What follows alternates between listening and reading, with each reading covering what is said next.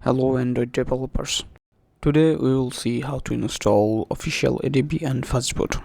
In a previous video, we saw how to easily install ADB and Fastboot, but today we will install it officially. So first open a browser and go to this link and click download SDK platform tools for Windows.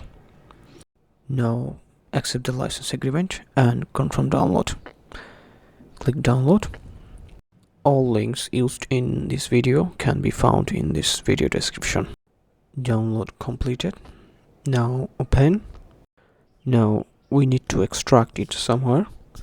For example, I'm trying to extract it in my user profile. Create a folder.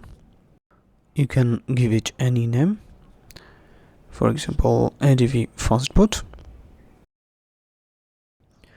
Now select and extract platform tools to this directory and make sure that all files are copied correctly. Now search for advanced system settings or view advanced system settings. Now open it. Now click and open environment variables window. Now find and select the path variable under the system variables and click edit.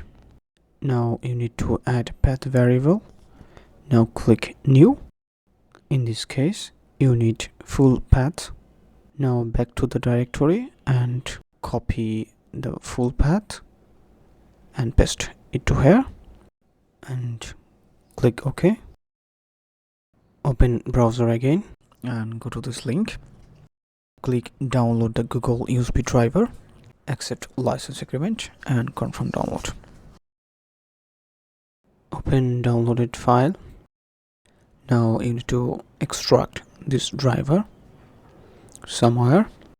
To install Google USB driver, right click INF files and click install. Confirm install. As you can see, it is successfully installed. Now open CMD or command prompt. Now type ADB and you will see all the commands for using ADB. You must have developer options turned on to use these commands. Type ADB devices to show your device. Thanks for watching. See you in the next videos.